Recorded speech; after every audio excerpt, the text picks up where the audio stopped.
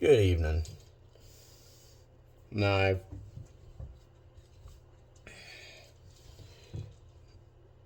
probably been sitting on this for the last 24 hours, something I kind of want to address or bring up. I've talked about this in another video when it comes to neurofibromatosis, where I'm showing you one of my tumors. In fact,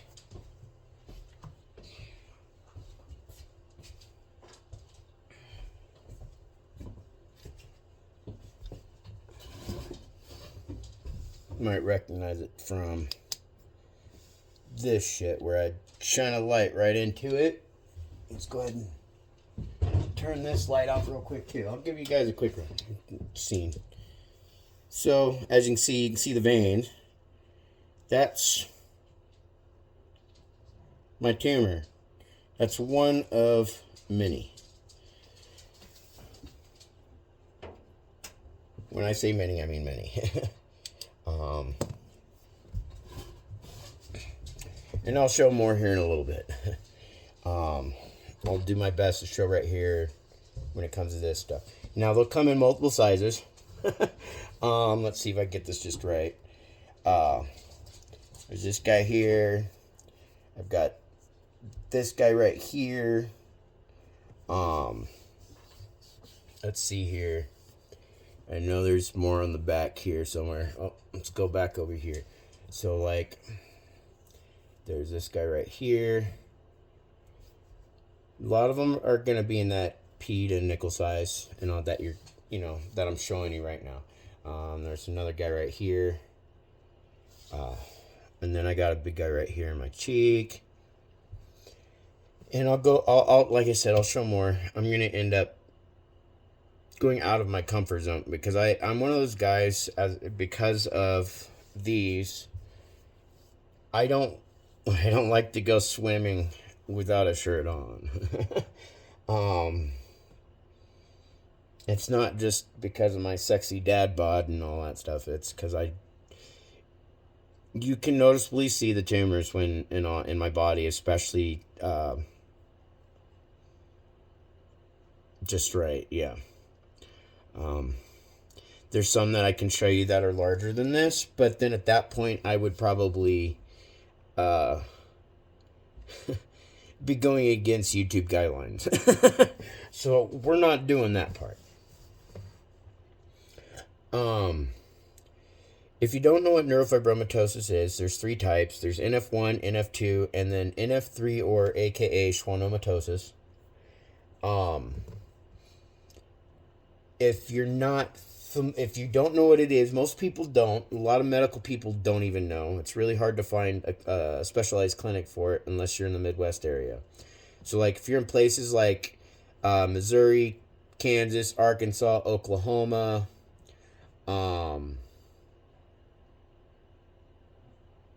I want to say Illinois, and then there's a couple others. They have the most specialized medical clinics that is specifically for neurofibromatosis in the 3 various forms. NF1 is when you see the people that have all these like tumor-like things growing on their skin. It looks like they're growing on their skin and just underneath the skin. That's NF1. NF2, they're a little bit more different. So NF1, you'll find people, they'll have what's called cafe au lait marks. They look like a weird birthmark. And they'll usually have them all over. People with NF2 will have fewer cafe au lait marks. Let's see here. This side.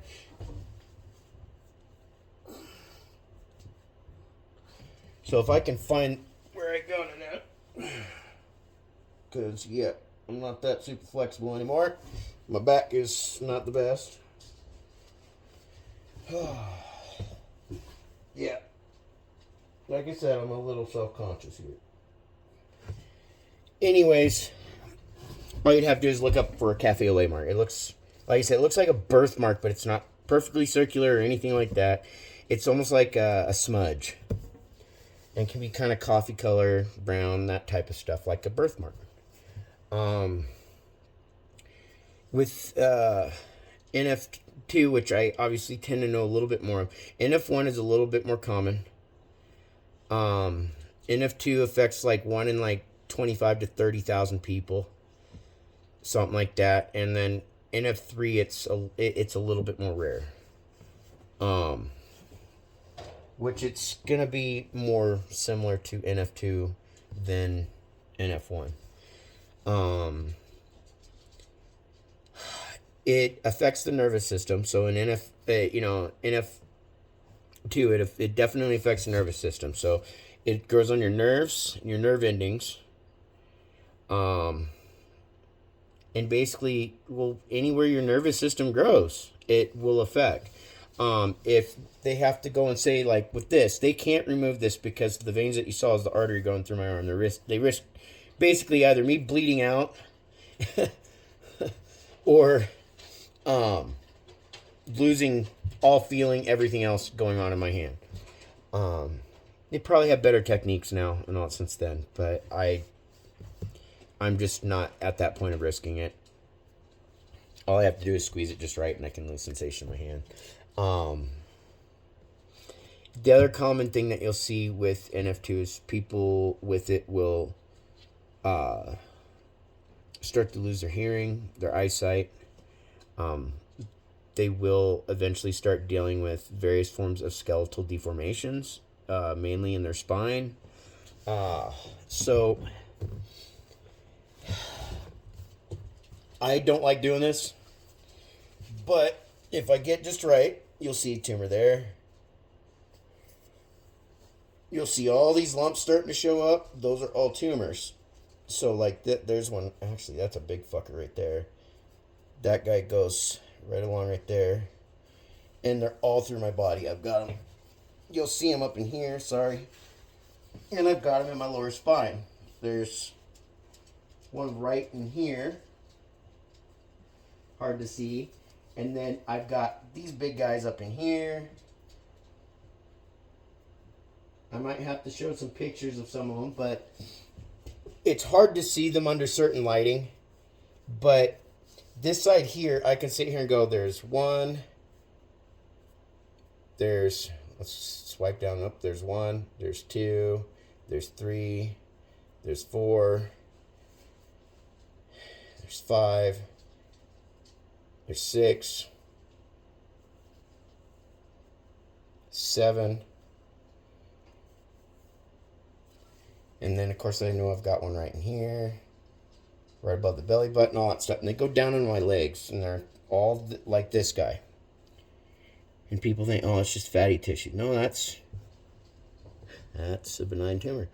And they grow nonstop. This is a genetic thing. There's no cure. The treatment for it is going to be, the type of treatments they have for it is the same type of treatments as they do for cancer. You'll go under gamma knives. You can end up dealing with radiation at times. Both invasive and non-invasive type of surgeries. Painkillers the rest of your life and prescription drugs. So imagine what those are doing to the body too on their own, the type of damages. Now when they go to remove one of these, the way these tumors work, now I got my handy dandy little dry erase board. Please ignore this part right at the moment because I will be touching on that here soon enough. So the way these tumors work, I call them a strawberry tumor, like a strawberry patch. What they're actually are more that of is like a web tumor. So basically you'll have one primary tumor, and then you'll have these other smaller ones, these satellite tumors growing around, and all of them are attached to this primary tumor. And you can have multiples going on. And this mother plant, basically, the mother tumor, is still, reaching out because it's, like I said, it's like a web. So it's kind of like that, it's just like a web. But then you've got these other roots that are coming from that are rooted in. which can then create another tumor at the end. And it's never ending. They'll hit a certain point where they stop, obviously, but every tumor you see in my body is attached to another tumor. So this tumor here, this is what I call my mother tumor in my arm. I also call it Wilson. So this big fucker is attached to this little guy right here. It's attached to this little guy right here. Where's the other one? Because I know there's another one back on my arm. There's another one back here in my forearm that's attached. They're all attached. Now let's say they go to remove this primary tumor. It won't stop these ones from becoming the new mother plant. Just like a strawberry. And just like cancer, if they don't get the whole thing, if any piece of it ends up in your bloodstream, wherever it gets deposited at, it'll grow a new tumor. The problem with this stuff is, with NF2, is you not only have a problem of dealing with loss of hearing, loss of sight, everything varies too. It progresses in stages for each person a little differently. Some faster, some slower. You'll have it where at some points in your life it progresses really fast and then slows down, and then it'll progress fast again and then slow down. Others it's just nonstop. It varies amongst person to person. Where I've gotten lucky compared to many others, it still has rapidly progressed enough that it's begun crippling me. I've begun losing my hearing in my right ear. My eyesight, my right eye isn't the best. My right side up here is getting attacked, where my left side down on this side's getting attacked from all the tumors up in here. I can see her go, like I was doing on the other side, and go, okay, 1, 2, 3, 4, 5, 6, 7, 8, 9, 10, 11, and I'm pulling tumors. Like this side's even worse on that, and then when in my legs, it's in my right leg. And I got them in my left as well, but yeah, it's just kind of weird. It's just weird, yeah. But it doesn't just attack the nervous system, which the spinal column is central to your nervous system, just like your brain. And so it'll start to grow in your lower spine, your lower lumbar, and it'll start damaging your the cartilage and all that. It'll start growing in that space right between the vertebrae, and it will damage the cartilage. It'll wrap around it, and at some point it'll start to squeeze your spinal cord, and even sever it and break it. Basically, it'll over time it creates muscular dystrophy. It causes skeletal deformations and so forth, and it all goes to different extremes.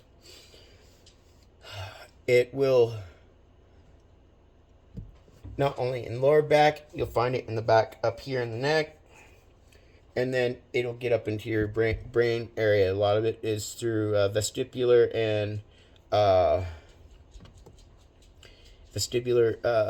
tumors, I want to call it, and all that shit, where they'll be in through basically attached to your hearing, your inner earlobe. It'll get up in your brain. So when someone wants to sit there and say neurofibromatosis is no big deal, when they go and look at somebody with brain cancer, go tell them it's no big deal. When somebody says it's no big deal, they're familiar with non-Hodgkin's lymphoma. People know non-Hodgkin's lymphoma is a big deal. It's not some nonchalant thing. And it can turn cancerous real fast. The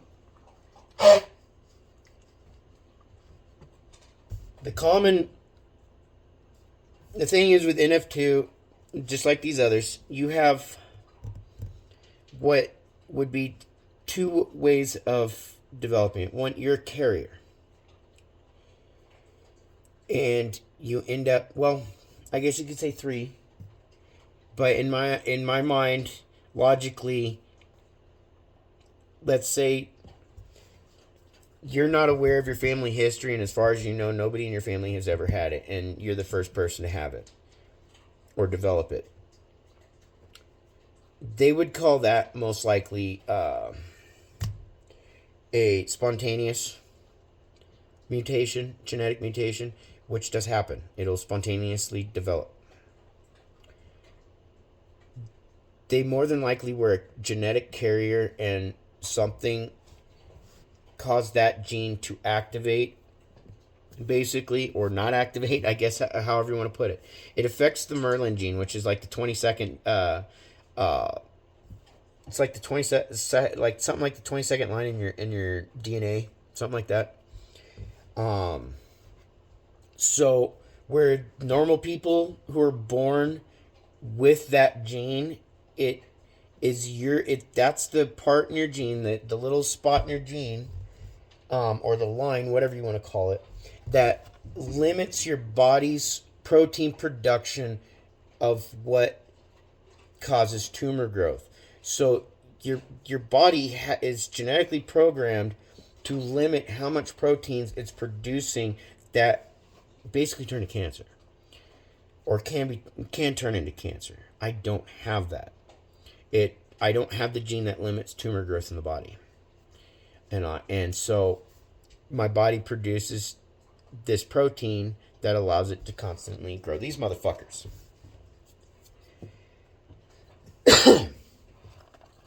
Usually, the way people find out that they have it is, well, like I said, either they're related to somebody and it either developed as a child or at some point in their lifetime. A lot of times it'll start showing up, usually, for most people, usually in their late teens into early 20s. That's when it started developing for me and started showing up. But you still have people where it'll develop basically right away after, shortly after birth. You have, and all that stuff, which for them, they end up, obviously the medical shit happens sooner for them. So it's where you see some of them where they're deaf, they're blind, or they're starting to go blind, or starting to go deaf, however, which one goes first. They've already had numerous amounts of surgeries and all that. If I had proper medical coverage, which I don't, I would be in getting surgeries every 3 to 6 months. I would be in getting x-rays and MRIs and CT scans and all this shit every 6 months to monitor tumor growth throughout my body. So the other way that people end up finding out that they have it, which is kind of two ways on its own, but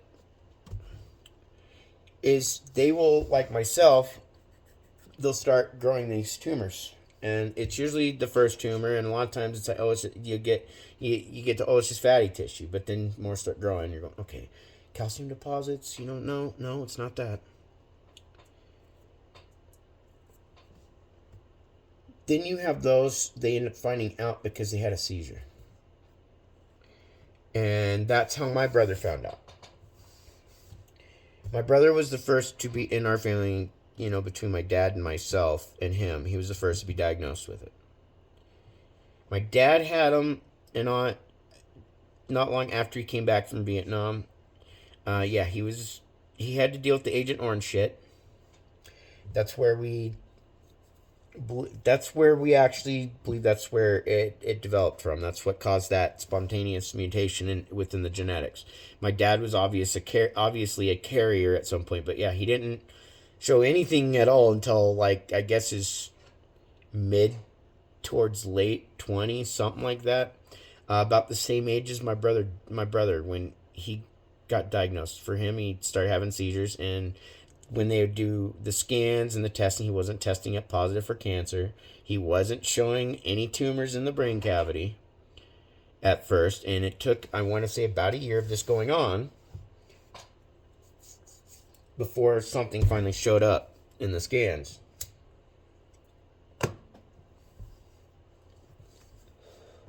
Neurofibromatosis type 2, type 1, type 3 is benign. It is not a cancer, but it grows and functions and affects the body just like cancer.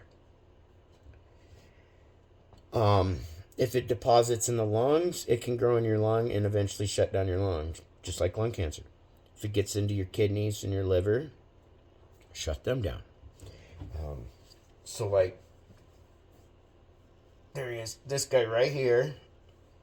And then I've got a couple more on this side, another one there. And these ones are the worst. Oh, see? That's not my ribs. Those are tumors. See those? This guy right here. Right here. This big fucker right here.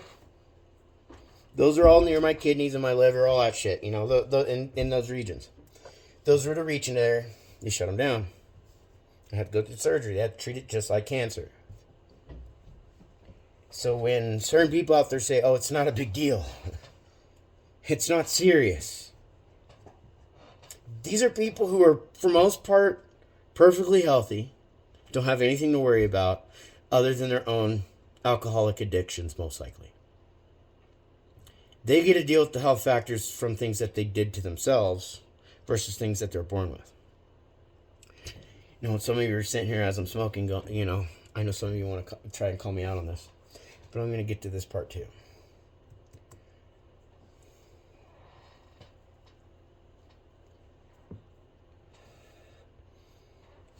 Now, there's a shit ton of information, surprisingly, online out there for people to look up to be able to see this stuff more directly, to be able to get more in-depth information. I do suggest the NF Foundation, the Children's Tumor, was it the Children's Tumor Foundation also, or clinic? Dornbecker's has good information here in Oregon. OHSU has some of that information too. They have a clinic up there. It's the only place I can go to in Oregon that has a specialized clinic, even though some of those doctors still don't really know how to treat it or what it is, because you really can't treat it any other way. Other than the way you would cancer. Imagine being somebody who has something that's not curable, and they know it's going to kill them. They know that they're not going to have the life that they see other people have. You know, some of us would rather be dealing with actual cancer than neurofibromatosis, because at least we know either we're going to die faster and not have to keep dealing with the suffering and having to hide it, because people don't give a shit. They're just so complacent, and they have a habit of minimizing serious things because they actually don't know what the fuck it is, and they don't take the time to really look into it.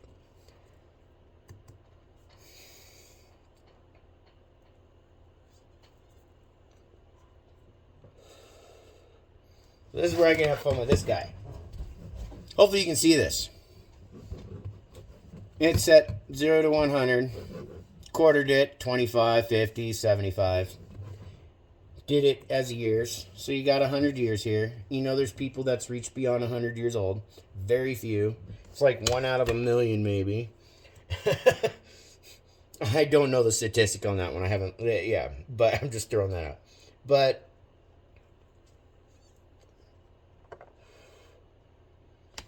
the average life expectancy is, it's actually like 77.28 is when I looked it up, but I rounded up to 77.3 years. That's your average life expectancy. So where that line is, right here,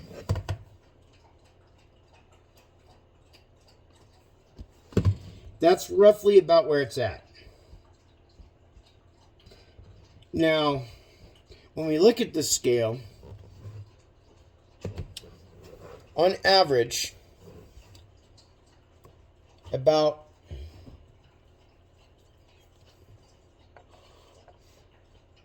it's more than 40%, so let's just say between 40 and 50% of people with NF2 will never see that age. They are guaranteed, all of them are guaranteed, if they make it past a certain age, which we're going to get to,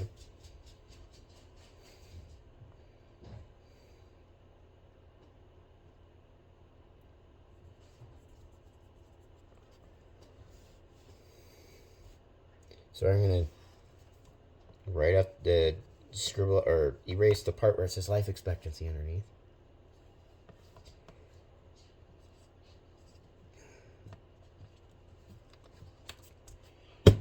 The max they're going to reach is 70. And most people sit back, oh, that's not a big deal. That's 70. You know, they've had a full life. You know, that type of thing. That's if all of them were to get past a certain age level. The average is about 1 in 2.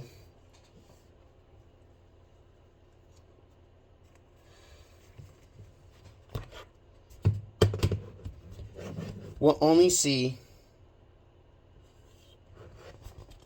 the age of 50.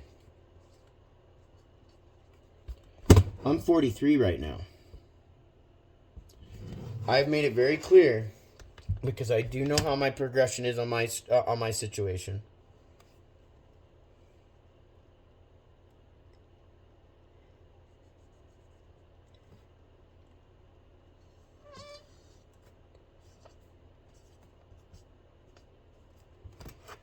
I will be lucky to see 60. I will never see the age of my parents.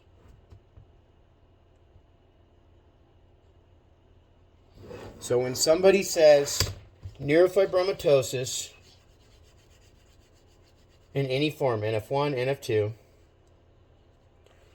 because we're not taking in other factors where this is concerned, because there's the psychological factors that this disorder has on you mentally, and the constant battle waking up every fucking day in pain. And and no matter what, you have to push yourself.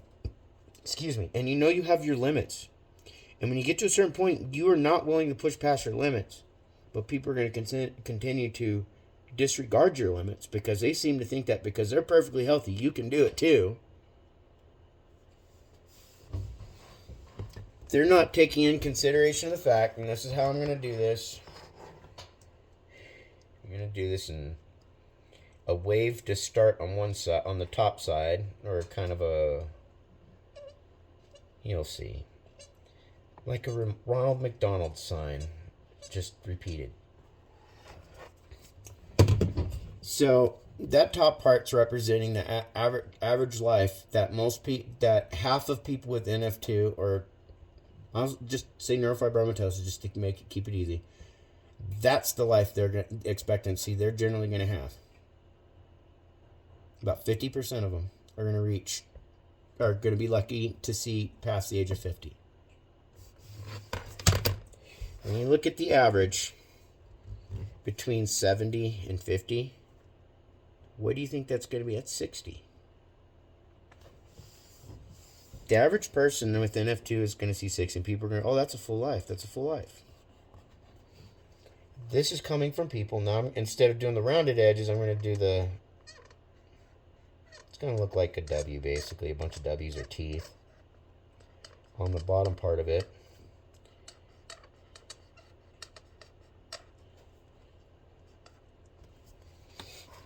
Actually, I'm going to just go solid. Just color it in, basically.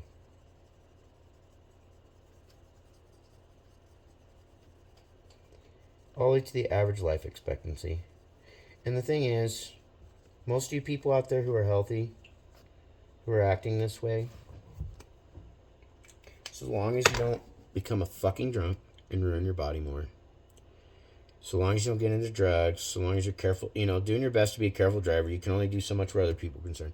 So long as you're being healthy, eating healthy, drinking healthy, doing all this shit, being a healthy person, actively healthy and all that, you can live beyond the average life expectancy. So while people out here who got to enjoy all this life, they want to talk about how somebody who only gets here got to have a full life. Really? What about the next 7.3 years?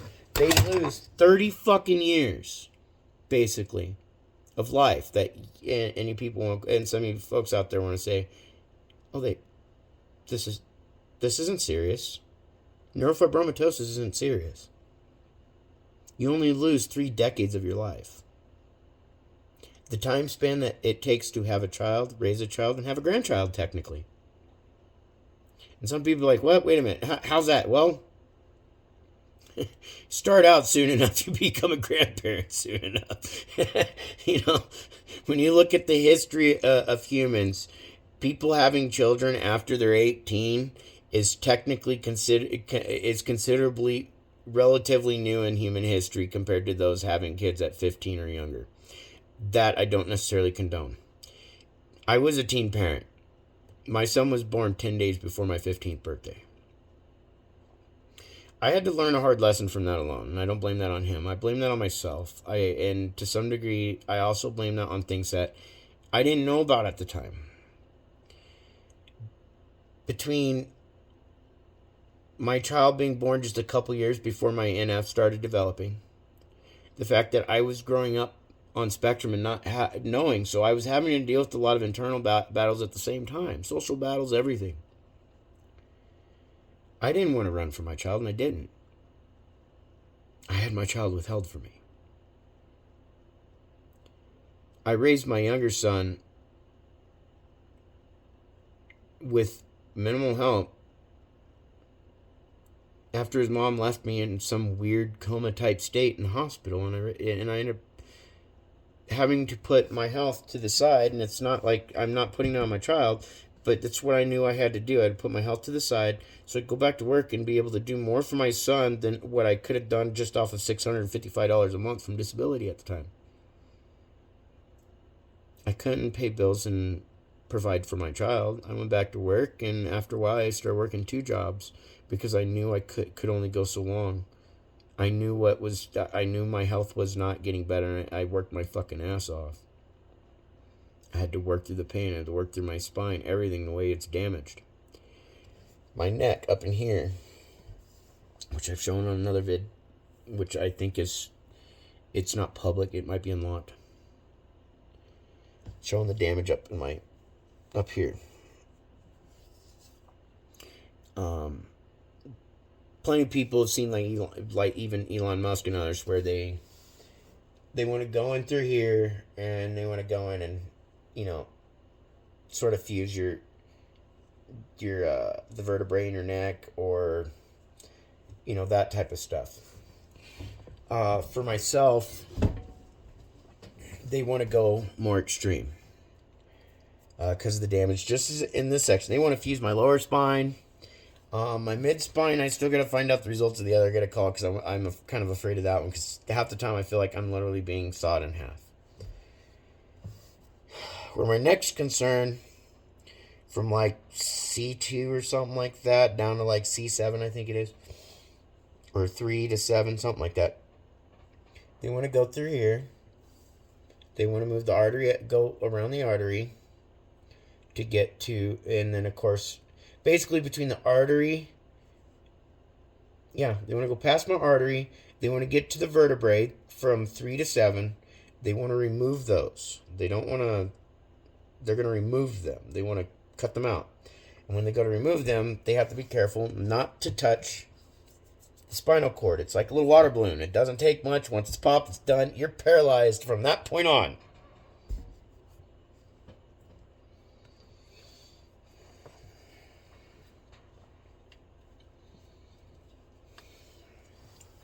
And then they want to put in cadaver bones and then fuse my neck.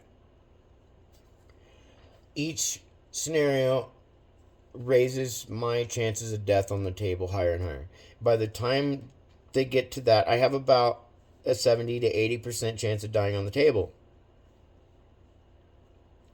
There's a reason why I do not want to take certain risks.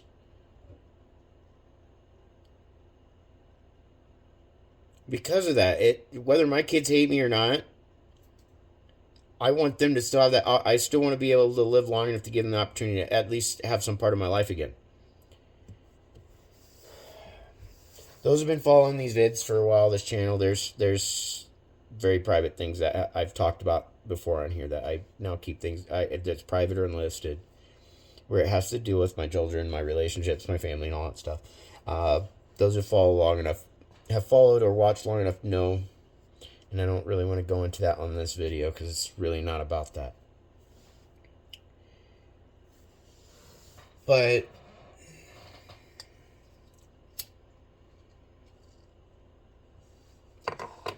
I am going to get a little personal to this, but I'm trying to address something, little and someone to a degree, while educating people in a way that it might actually like sink in a little bit for them, because they've been quite the twat towards myself where it comes to my NF2. And I'm not talking about my ex, basically my son's mom, whatever.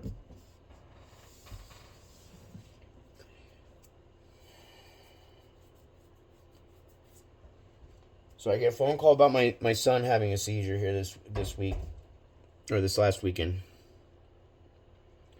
And yeah, I'm aware that there's certain things that can cause the seizures to happen, even if you're not epileptic, between stress, not eating right, drinking too much, drugs.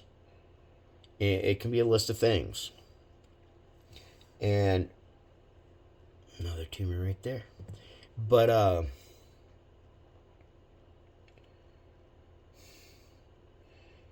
I thought about those things, but I also taken to consider into that concept that how my brother found out, and then how my family ended up basically. Yeah, the average statistics for people with NF2 for it to be passed on. Let's say you've got your two parents, one of them has it, and there's two kids. Statistically, one of them's going to have it. If you've got three kids, it generally, statistically, more than likely, only one of them's going to have it. That is the legit statistics of that. I can pull that up if need be. Because there's some people out there who made a profession in the medical field who's quite an ignorant, arrogant human being. They're stupid.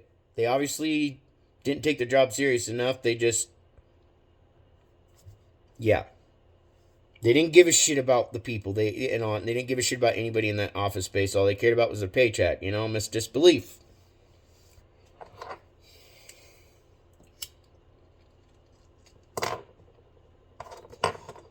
Like I said, it took my brother from his first seizure about a year for the tumor in the brain area to start showing up.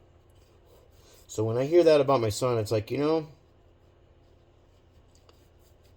I definitely understand his mom's perspective. The fact that she didn't even find out till like 3-4 days later. After that, her mom got to find out first, because her mom seems to think that her and I slept together, and that I got her pregnant. She gave birth to my son. And even my son's in his brain sort of seems to think that way. And when that person because I got to hear about this, I don't blame my child's mom being upset with her mother for not notifying her and letting her know, or at least calling to make sure whether or not she found out about whether or not she knew about our child that happening to him.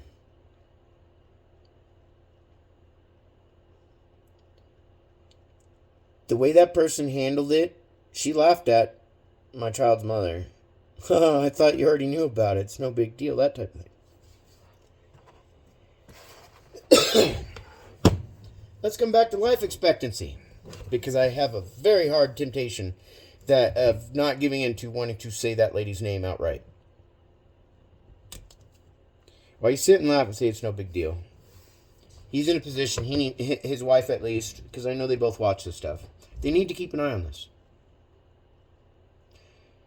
Because I'm going to show you something on here that should sort of kick in for you.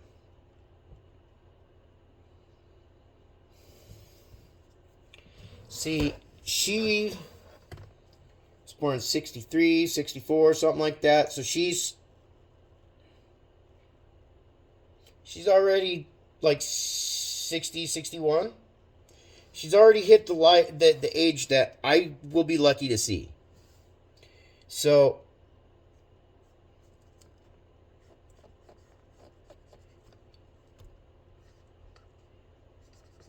I'm just going to put GM on it. Specific people understand what that is. That's about where that person is living at right now. That's their age. And so long as their alcoholism doesn't take them down rather quickly, because I watched what that does. I had an uncle end up with ended up with stomach cancer and a tumor the size of a fucking basketball, which killed him from being an alcoholic. I will drink, but I just, I don't know how long ago I did the hot cocoa vids.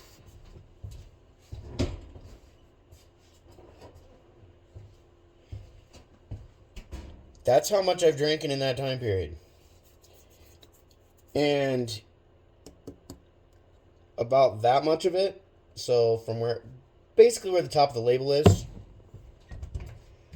that went into my awesome hot cocoa cup.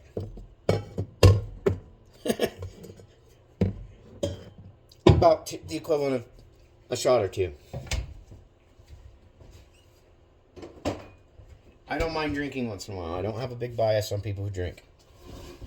I have a problem with alcoholism because I've seen what it does. I saw not only what it does to a person, I see what it does to a family. But when someone like that wants to sit there and laugh, and they think that NF is no big deal, my child, in a year from now, if these seizures were to continue, and in a year from now was to finally end up finding out and realize and ends up not only developing the NF, so people know, my older son, right, is 27 years old.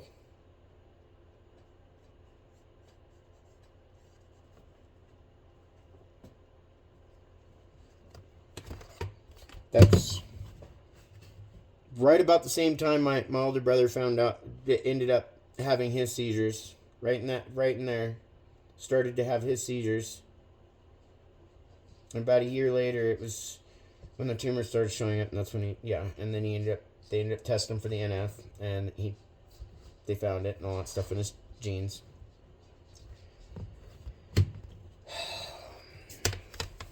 Granted, my brother is past 50, or he's born in 72. He's 8 years old. No, he's 50 now. He's 50 now. He survived brain cancer, but it's tumor had come back more than once. He's had to deal with it a couple times. He barely survived. On that first occasion, after that, he's done pretty good, but the problem with that is each time they go to remove something, what are they doing? They're removing a chunk of your brain.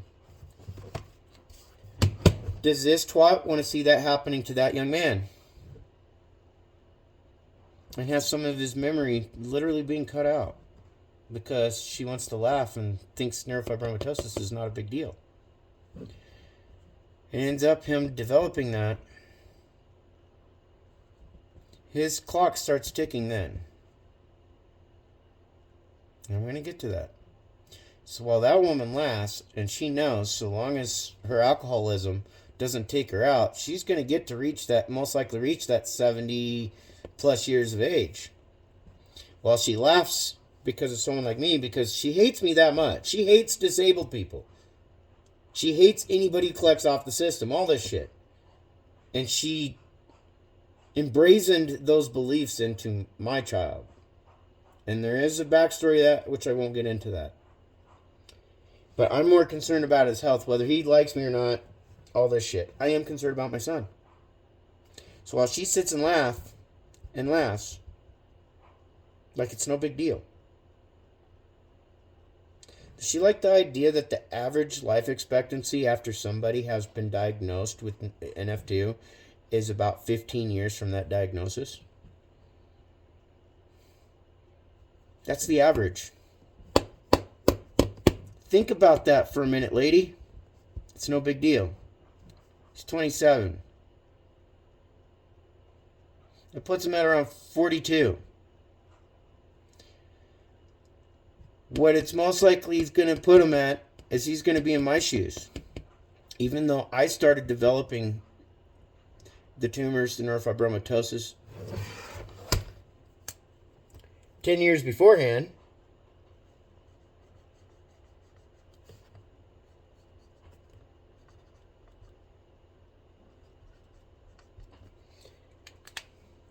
So I should have already been knocked out by the time I was 40. So I recognize that situation. That I've gotten lucky.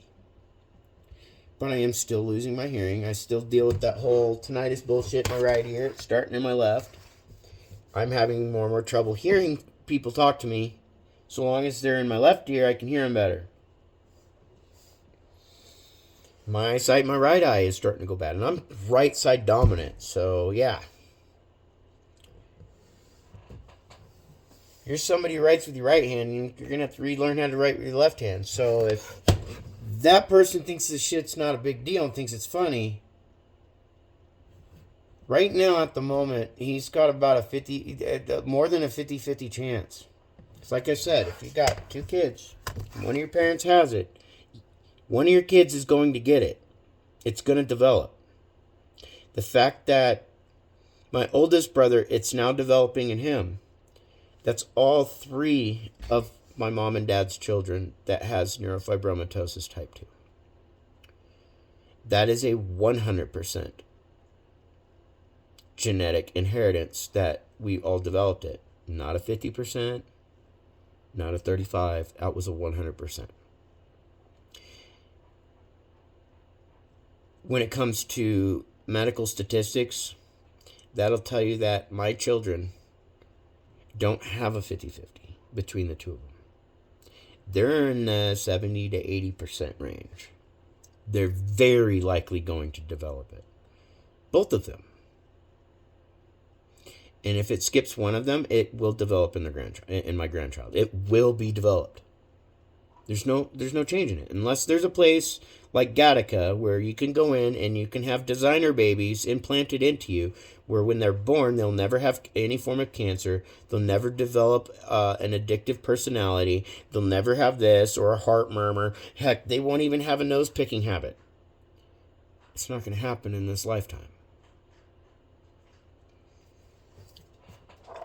The only hope really that people with NF have at the given moment right now, especially those who are starting to lose their ability to walk, they're going crippled, they're losing their eyesight and all that stuff. There's the technology in the current day right now that I see right now that gives some level of hope is the Neuralink that Elon has been making, or it has created, or that company has created. Am I gonna go out and get one myself? Because of my religious beliefs and my faith, I don't think so. Yet, at the same time, there's that part of me because of all the shit that's gone on from this human being constantly judging me, to that person judging me, to my younger son judging me because he's been influenced through those by one of them, through and so forth. And all these others judging myself. And I know other people with neurofibromatosis are going through the same struggles because people look at you and go, oh, but you look fine. Do you have x-ray vision? Are you sleeping in my sock drawer? Or anybody else's that are going through this? Because everybody with this it develops at different paces for almost for each person. My dad, it's now starting to get bad for him. It's now starting to affect him where his hands start to lock up and do this all weird shit.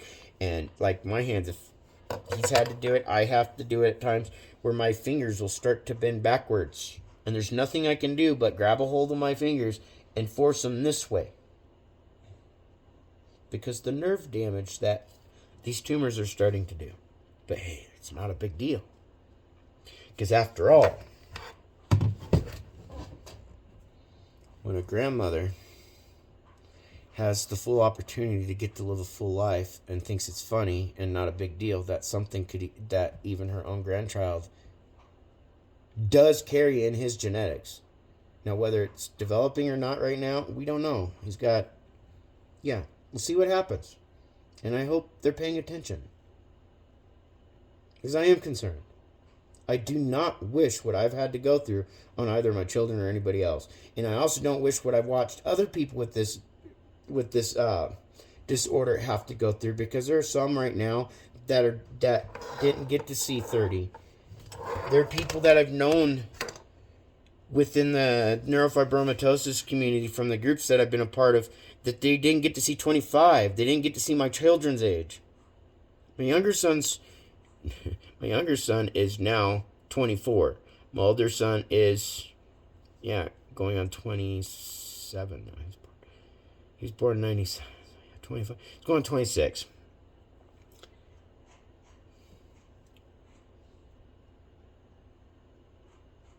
How can you look at something that takes and shortens your life and removes, on average, at rounded, that much of your life erased, not be serious? I will be lucky to see this. She will already pass it. My parents are already past that.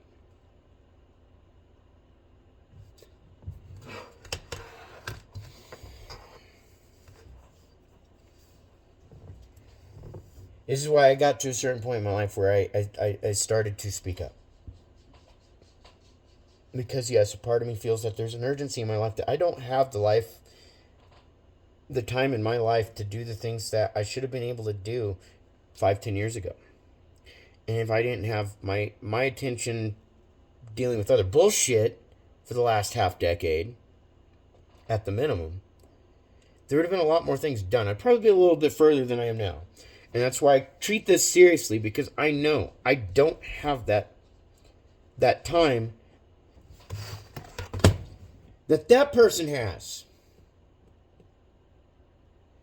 And since she seems to think I fucked her and got her pregnant and she gave birth to my son, and she thinks this shit's funny and not serious, then maybe she needs to think about since, like I said, she seems to think I fucked her, since her and my son more than likely it has this and it's developing.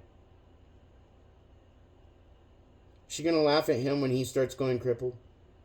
She gonna laugh at him when he starts suffering on a daily basis and tells him to suck it up? She gonna laugh at him and tell him it's no big deal? She gonna start treating him like shit too when he starts finding that he's gonna when he starts hitting to a certain age where he can't do the things that he used to? And most people, when they get to a certain age, you can't always do the things you used to. That's a given. There's the age factor. But when you got something that will rapidly start destroying your body, is that really that funny? Is that really something that you treat like it's no big deal? When you look to historical people, when you go to the severities of where NF2 is concerned, you can look to people like the Elephant Man. He had neurofibromatosis. You see that same thing on the Learning Channel a lot when it comes like the Dr. Pimple Popper. She's dealt with a lot of neurofibromatosis 1 and 2 patients on that show. I don't like that show because that shit's disgusting. But I know she's been on there. There's been some other ones that you see that, where you see these doctors, or not doctors, but these different patients from other countries that are having to go into the cities because they got this big, massive growth on their head that's deformed them. No, neurofibromatosis is not a big deal, right? And some of those people only took a few years for that to happen. Imagine the amount of pain it causes when even the bones in a person's body is being deformed because of something growing, and if you don't have the right medical coverage, yeah. I've been lucky to a certain extent that it didn't cause severe deformations to my body. But there's also a reason why when you watch me talk, you'll see part of my face when I talk, only one side of my mouth moves more than the other side. You see one side of my face droop a little bit more. I very much tend to already have somewhat of an expressionless face, and at times I have to put on, expressions to what I'm talking about. Other times it just comes naturally and all that stuff. But when you start paying attention to that, is that what you want? Does a grandparent seriously think that their grandchild at any stage of risk, that's no big deal? That kind of life-crippling situation. I'm actually pretty disgusted by that person. No amount of money and success will make up for how fucked up of a heart they have. Because they're even disregarding their own grandchild. And the risk that his life is in. And the situation, what kind of changes that is. Is his wife prepared that if it gets to a certain point where he may have to deal with some... If this is to develop and this turns into this type of thing, is she willing to be ready to have to work her ass off to care for him, herself, and their family if he's not able to do it? Or is she going to do what was basically advised to my son's mother, and that's basically leave me in the dirt because I'm a lazy son of a bitch, because I live in severe fucking pain on a daily, and you don't see it. You don't see me waking up in the pain I'm going through every day. In these vids, you don't see that my spine is... I feel like I'm being cut in half. So right about where this chair is here, that you can see, in my spine, and about that level, I feel like I've got a saw going into my spine and cutting me in half. You don't see a lot of that shit. Why? Because I had to grow up living with this pain, and your tolerance gets up higher and higher and higher as you get older. People out there with MS who deal with chronic muscle pain, stuff like that, I think they can relate to it. They hurt a lot, and they'll have days that it's really bad and it takes them down, but otherwise they get up, they still get up, they move about, and they do the best they can each day, even when they're hurting. And a lot of times people won't know that they're in pain.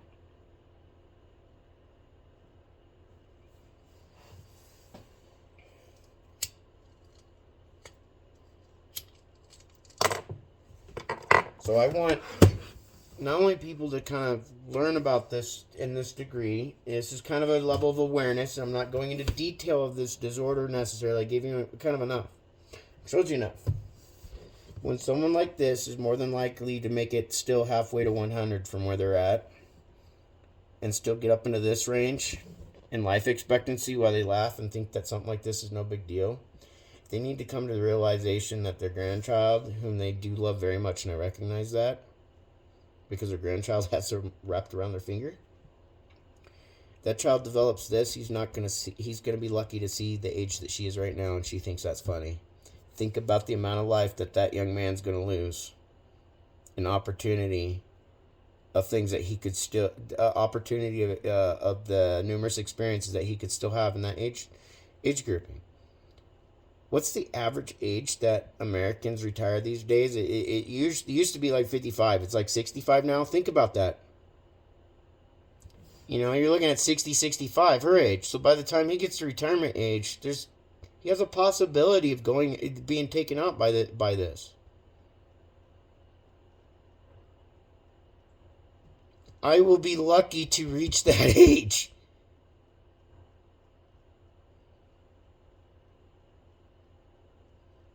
My dad has been a champion in the family. And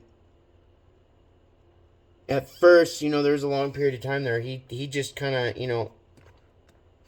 even though he has it, he wasn't, and dealing with some of the tumors that he was still too, he wasn't dealing with it in such a severity that it was crippling him or take him down. He just, if he needed something removed, just go get it removed. But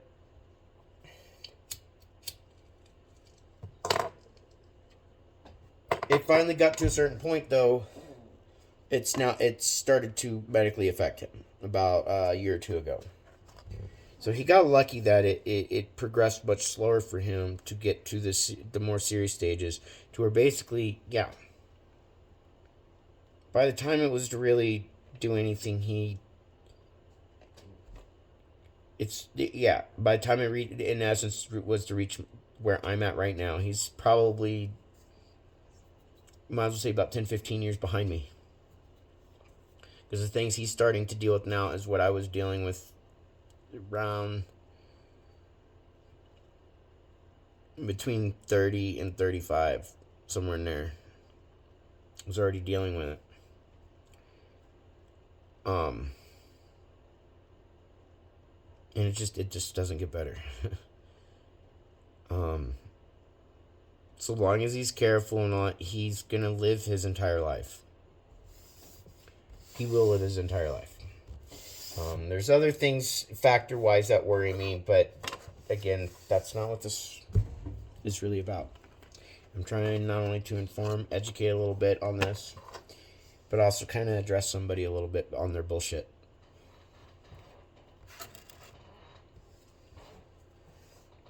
About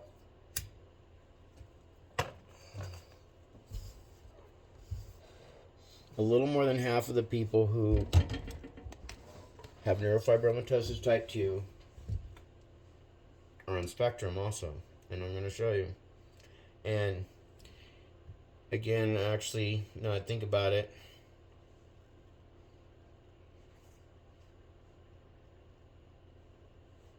so I can bring this up and show you guys.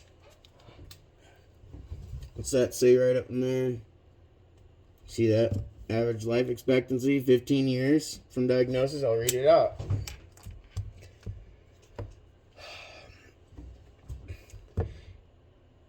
It is estimated that a likely median survival time for patients with NF2 was approximately 15 years following diagnosis. They also estimated that more than 40% of patients would be expected to die by the age of 50. Is that funny, Grandma? And that all patients, 100% of them, will die by 70 years old. Even losing a decade of your life is not okay. If it's something that you caused yourself, that's on you, not something you're born with. Now, why am I not so big on that? Why am I not freaking out on this? Because my NF is going to kill me before this.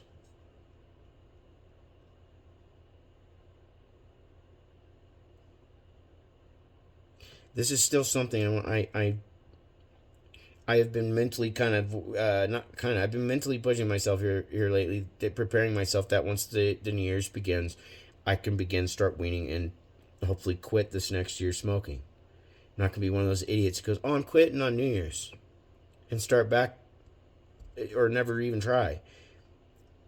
I'm doing things a little different because I know myself.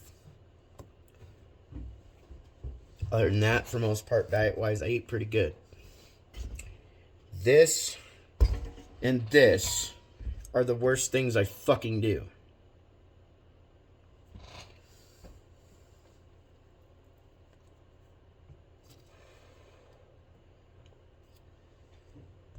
Now, I'm going to pull up some other shit.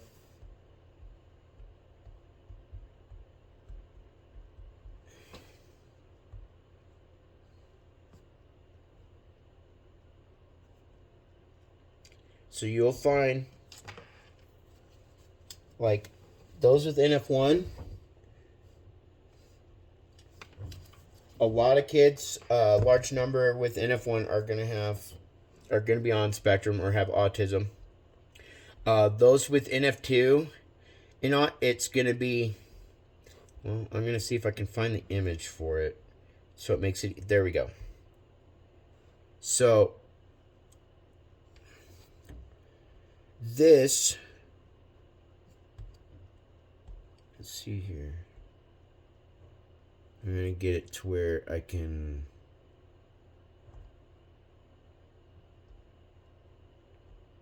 enlarge it so you guys can see it easier. So,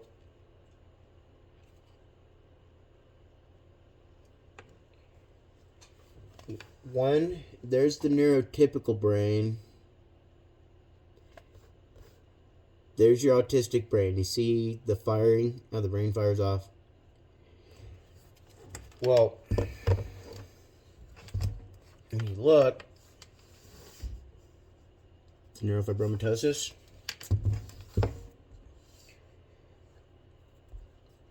Now, when it comes to this, we're going to talk about genetics.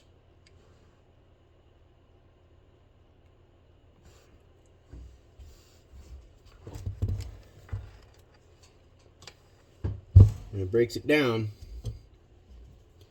when you go to look into this, you can start, eventually, the more you start going into the genetics and start looking it up, you'll end up learning that if you have more than 2 children, one of your children is going to develop it, the other one generally don't. They become just a carrier. And then at that point, between your 2 kids, even if the one who did develop it has kids, their kids may not develop it and become carriers, where the other child who didn't develop it and is a carrier, their child may develop it. So it's not something that's like straight up planned or whatever. It's easy to figure out. But was that the one that I was looking for? This one? Nope.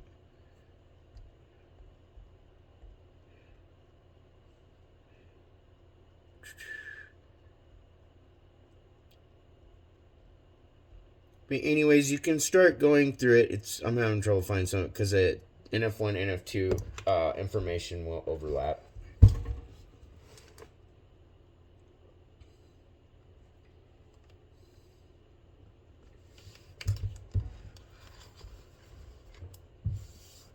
So,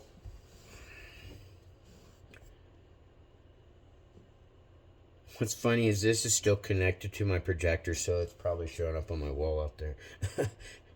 But when I'm getting phone calls hearing about my son and everything like this, I do have concerns. And when I'm hearing how things were handled, it's showing that it's not only a lack of knowledge and education on the part of, and I don't blame this on my son, but it on his part, because he was brainwashed by the grandma to think that it's no big deal, amongst other bullshit. There's been some bullshit, and I'm not happy with it, obviously. But to see how that scenario was handled, and then to hear that she laughed at my child's mother, like, well, I thought you already knew, ha ha ha. Like, it's no big deal. Oh, it's just probably heat stroke or stress, that type of thing. When you have family who has a genetic disorder that is deadly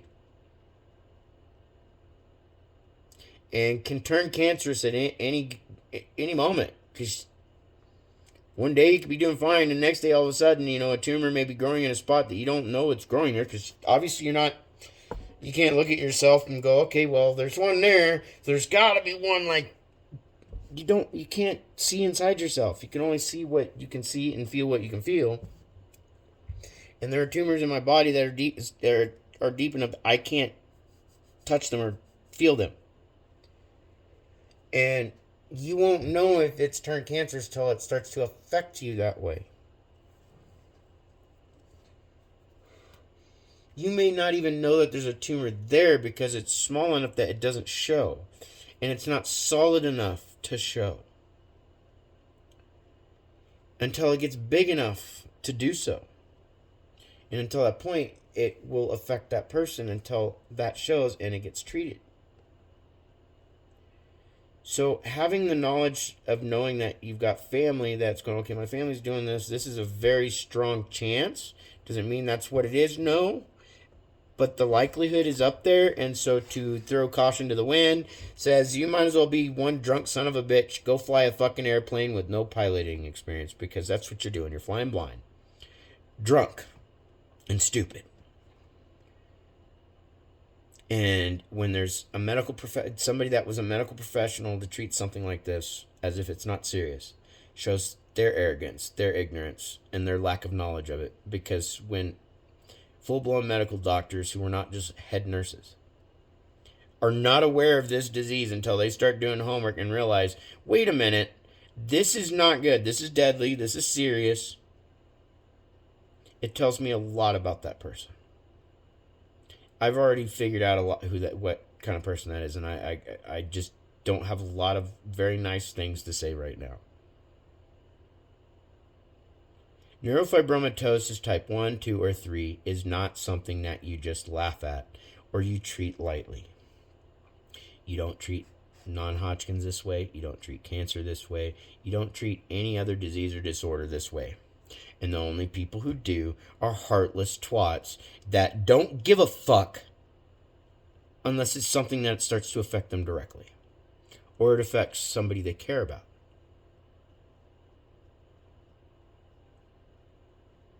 And even then I start to question. Because when they couldn't even... Their brain could not even put two and two together to go, wait a minute, it's possible my grandchild could be dealing with this and we need to at least know. Instead of laughing about it because, you think you're just, too strong for that. Shows how stupid you're being. Shows how little you actually know.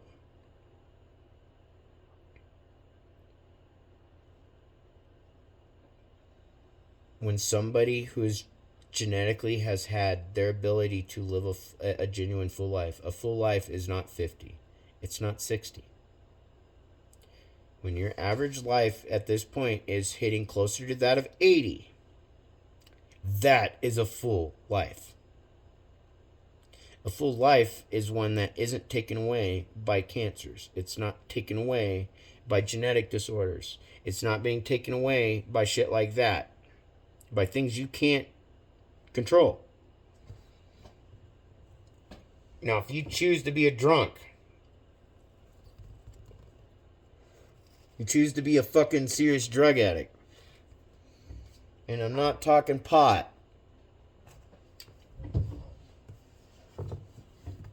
My brother's dead at 30 because of drugs. My sister Heather's dead because she ate herself to death. But that wasn't serious, right? It just took their life. Yeah. Before they were 40. This is how disgusted I am with some people.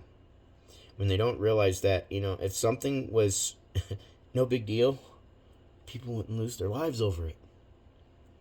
People wouldn't lose their abilities to walk. People wouldn't lose their ability to fucking do what they normally would do before the age aspect does its part. A full normal life doesn't involve living in serious pain day in and day out with very few good days. I can't help but call that person a heartless bitch.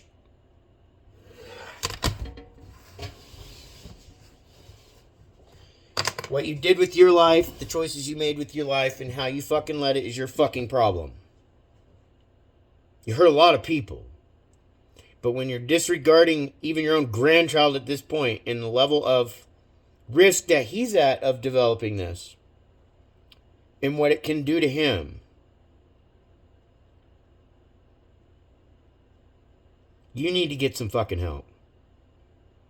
Or you need to pull your head out of your ass because you're not going to treat my child the way you treated your fucking husband when you saw that medical bill.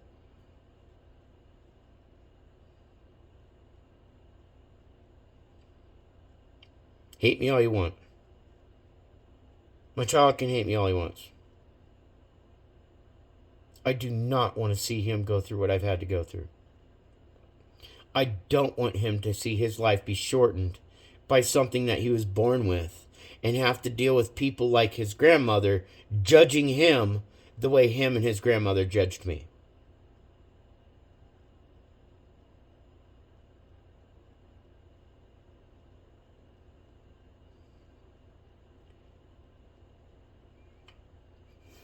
Anyways, I was going to throw up some pictures. I'm not going to... I think I've covered enough and showed enough. And I think people should be adult enough to start looking this shit up themselves, too.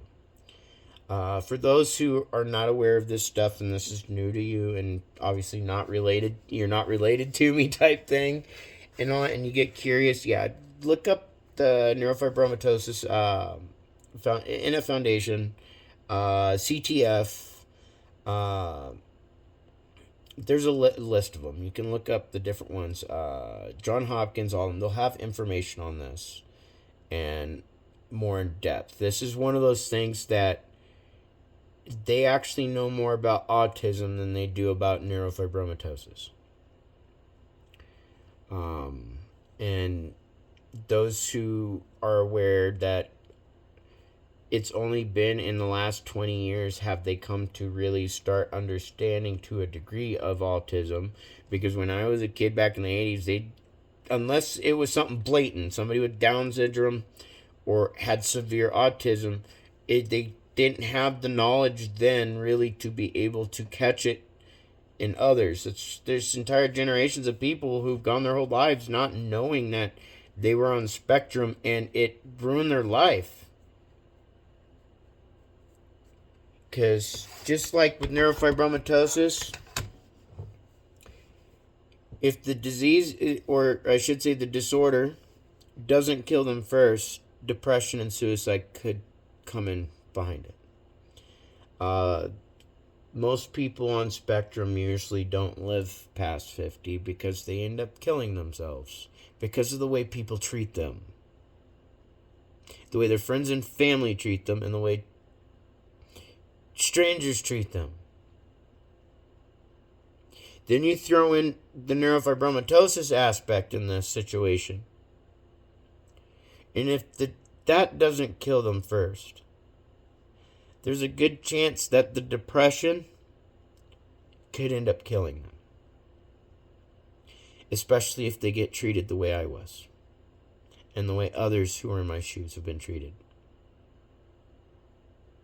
To have to try to explain something to a doctor that does not know about this disorder well enough, and they want to hand you an ibuprofen and say, here, this will help.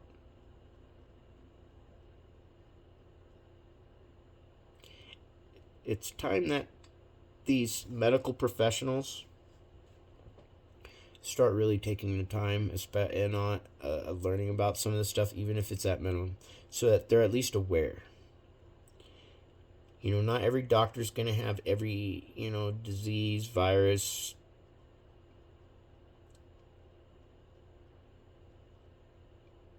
genetic disorder, any of it, all of it in the top of their head, in every aspect of knowledge of it. But they're having enough knowledge in their head that they're going to be aware of these things. And they need to become more aware of it. We can sit back and watch people dealing with the same exact disorder, see them in somewhat of a, where we can see the physical, when it presents itself in such a physical way, it's hard to deny it. People show concern, but when it comes to those that you can't really see it and you show no concern, are you going to treat people with cancer that way because you can't see it?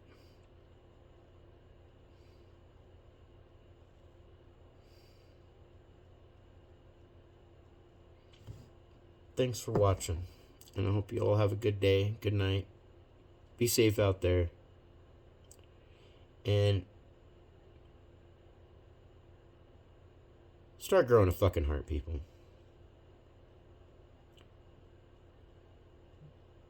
It's one thing to be a skeptic. It's another thing to go around projecting your own self-bullshit onto everyone and calling everyone else a fucking liar.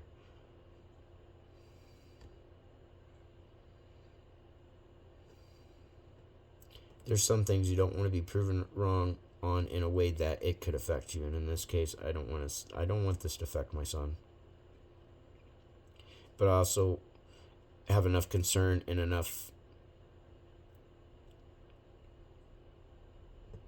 I don't know what you want to call it, smarts, empathy, whatever, concern, however, that I want to make sure that my son, because I know he watches this and I know his other half watches this stuff.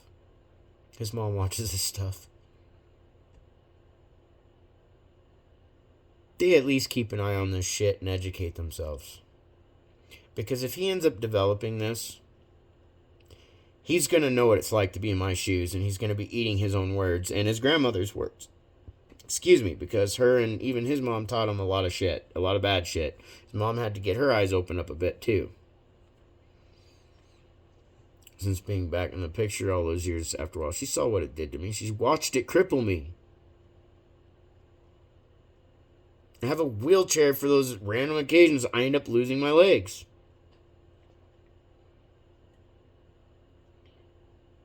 But there's a grandmother out there who thinks it's no big deal to lose your legs and, wake up one morning and be like, why can't I use my fucking legs? Does she care about what what that would do to her grandchild if he has to go through that? Because he was taught that this was no big deal, and may end up finding himself in a situation that, if he is developing this, I don't want him to find himself in a situation where he's caught with his pants down. Later.